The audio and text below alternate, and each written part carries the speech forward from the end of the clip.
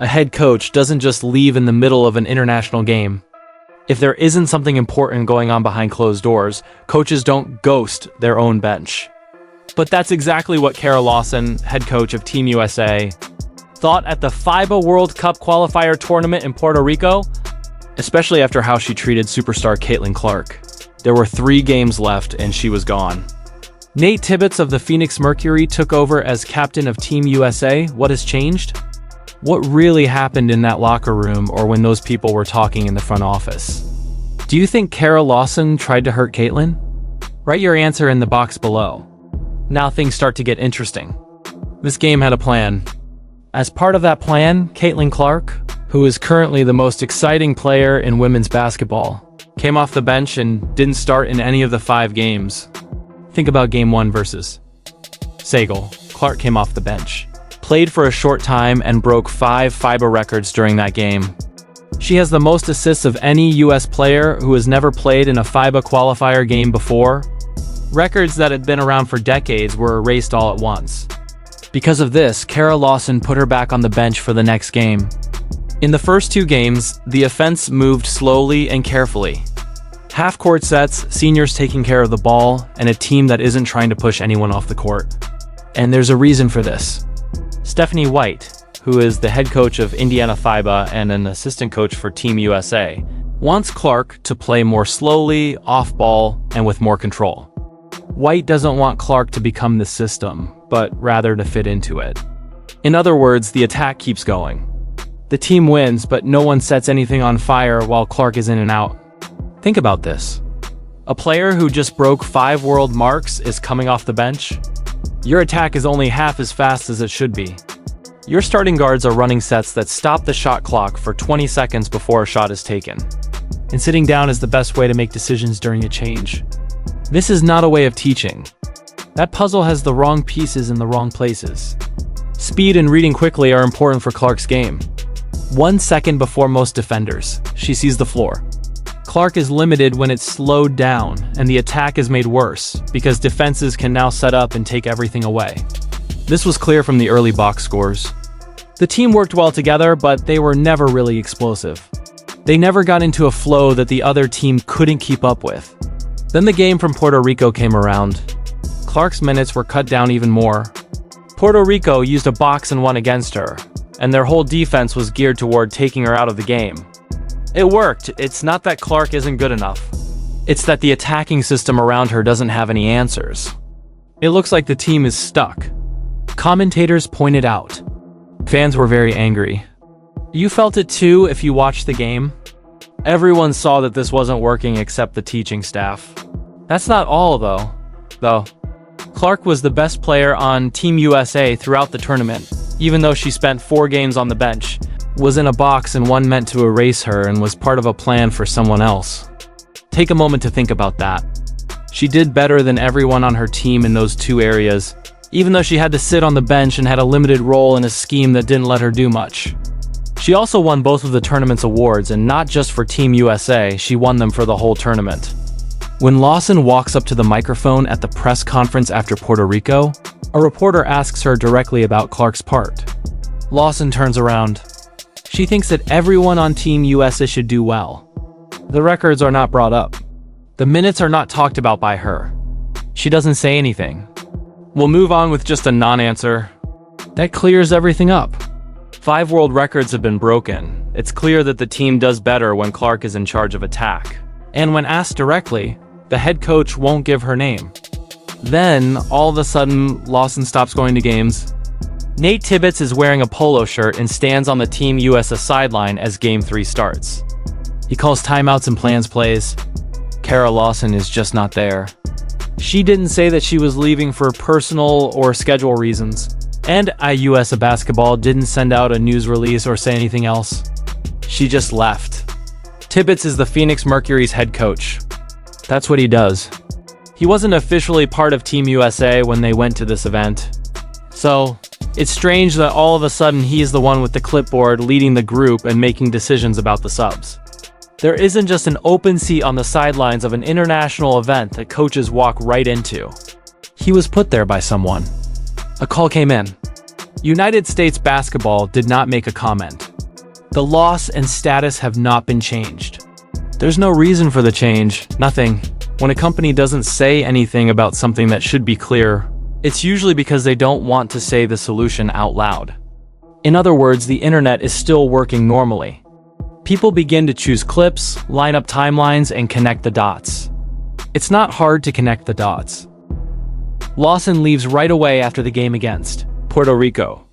After the press conference where she wouldn't say Clark's name, the Clark scandal turned into a full-on national debate about bad management and wasted ability. The reports that began to spread were pretty direct. The U.S. basketball team looked at what was happening on the court and decided it was a problem that could not be ignored. As the group got ready for the World Cup, Caitlin Clark's job became something they didn't want associated with their brand. Not a single thing is being publicly checked. Not the record she broke while sitting on the bench, not the Puerto Rico press conference, and not what happened between players and staff behind closed doors. But the time makes it hard to say that this was just a coincidence. Lawson had never done that in his 3 games before Tibbets did it in his first game. He picks Caitlin Clark to play right away. That's his first move. Clark starts. New Zealand lost to Team USA by 55 points. 55 Webb. Clark plays 23 minutes, gives out 6 assists, and scores 14 points. He doesn't turn the ball over once, and the offense doesn't look like it did when Lawson was in charge. Everything is going well. The pace is faster, the space is better, Clark is pushing in transition. Teammates are getting open looks early in the shot clock, and the game is going quickly. The team went from putting up tough box-and-one defenses to beating them by 55 points, with just one change in coaching and the choice to start Clark and run the offense through her. That's not a skill boost. The list has not been changed. They didn't get better overnight. Things have changed. Clark looks very different when he is in the right system and when he is stuck in the wrong one. When asked about Clark after the game, Tibbets doesn't duck either. It's clear how he plans to do things. Guard-heavy lines, Clark running with Kelsey Plum, Paige Becker working in the open, the ball moving and the pace picking up. The way he talks about Clark is like how a coach would talk about a player he wants to play. It's a big change from the previous news briefings. This means that no one from USA Basketball will say that Lawson was fired because of how she treated Caitlin Clark. That's not how businesses talk to each other. However, Tibbets' first choice shows exactly what USA Basketball thinks the issue is. Think about this. You take over a team that is already in the game. You've seen the movie. You know what's been wrong with everything. And sitting on your bench is one of the best floor generals in the game. First, what should you do? Tibbets' answer was easy. Clark, start. Put the attack through her. Let her see the floor and quickly decide what to do. That is the whole change. There isn't a complicated system, a long building process, or a way to ease her in. You should just start her and let her play basketball the way she likes. This is exactly what this looks like in real life in the New Zealand game.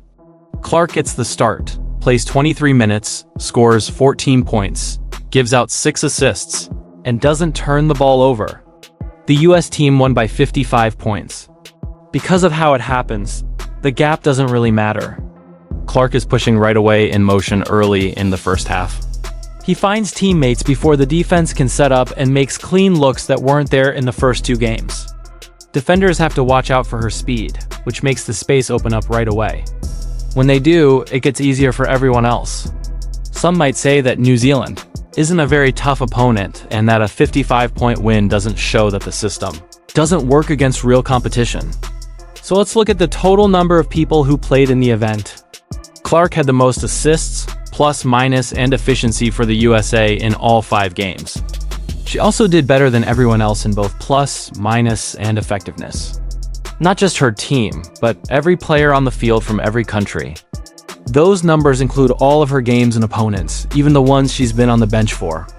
So the idea that the blowout was just a bad match doesn't hold up when the data from the whole event is put together. To protect the basket, Tibbets puts Clark with Kelsey Plum and Paige Buchers. There are 3 guards on the court at once, and they can all handle the ball and play. Italy doesn't have a good answer for this. The attack looks like it's having a great time as the US wins by 34 points. It moves quickly and has its own style. Clark is reading the defense and setting up other players before they can respond. The ball is moving and the floor is open. That plan with a lot of guards is the bigger change in style that Tibbets makes. It's not just a Clark change. It's a whole new way of thinking. Fewer players on each team, a faster pace, more ball movement, and quick choices. That method works because Clark has the skills to make it work. She's the only one who can push it in transition and still get it right. She is the one who can get painting and dish out before help comes. The system breathes in a different way when she runs it.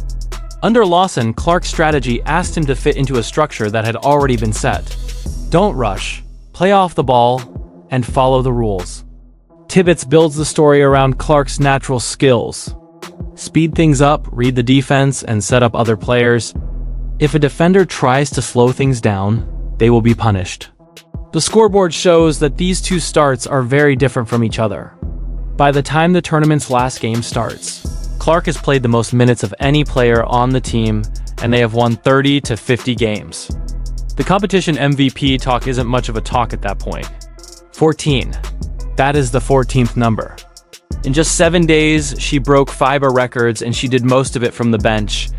Let's look at how every tournament game turned out. Clark joins the game against Sagal from the bench, but he only plays for a short time. That night, he breaks 5 world records.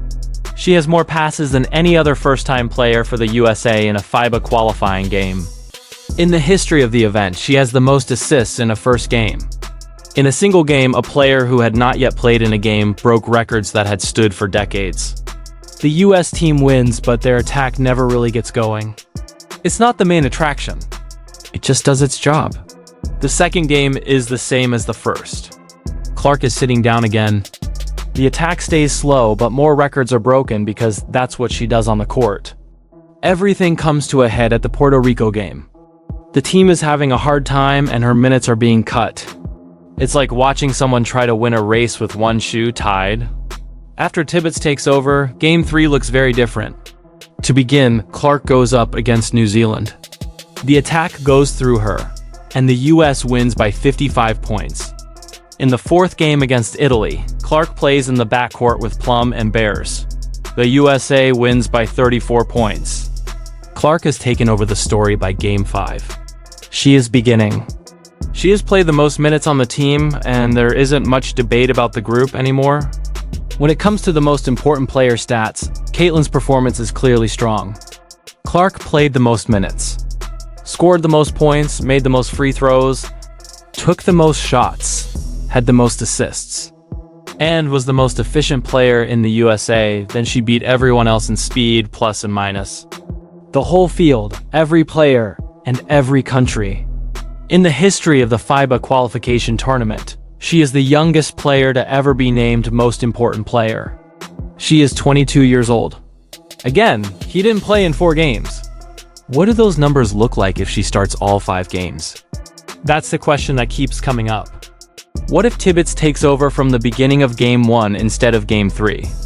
Simply because what she did in a supporting role is already significant. That event's starting part version might not even have a way to compare it to something else. That's not all though. Well, Clark's presence affected the ratings for this event, which caused a change around the world. Conversations about sponsorship changed. The next collective bargaining deal for the WNBA is being worked out right now. Clark's worth on the foreign market has recently been proven beyond a doubt. Teams and sponsors can't lie and say that her fame is only in the United States anymore. It's now official. FIBA fans should pay extra attention to what's going on with Stephanie White. Starting in 2026, White will be Clark's head coach in Indiana. She was part of the group of Puerto Rican coaches who told Clark to play more slowly and without the ball. This competition just finished a live trial with 5 games that looked at that very question. That was the idea behind the first 2 games. The last 3 were led by Tibbets, who went the other way. The difference between the 2 wins was 55 and 34 points. The effects aren't hidden. Every fan who said Clark was being screwed over was right. Everyone who looked at the box scores and said, "The math doesn't add up," was right. The change in teaching takes place in the US. NBA, admitting it out loud but not saying the words. 14 world records, an MVP for the event, and a head coach who just disappeared for no reason. There is no chance in any of this. Clark, who is 22 years old, is just beginning her second full WNBA season in Indiana, where she is now without a doubt the best player. Kara Lawson isn't alive anymore. One of the youngest MVPs in FIBA qualifying tournament history is 22 years old. There are 14 world records in the books. This is what the Indiana Fever's coaching team has seen happen when you don't build around Clark. Bad things happen. Stephanie White was sitting right next to the field. She saw everything happen. So you should watch this event if it made you feel good. The people were right. It turned out to be right. USA Basketball also found out in the end. Do you think Kara Lawson tried to hurt Caitlin? Write your answer in the box below. Make sure you like, subscribe, and turn on all alerts so you never miss anything. Click on the movie on the screen and we'll see you in the next one.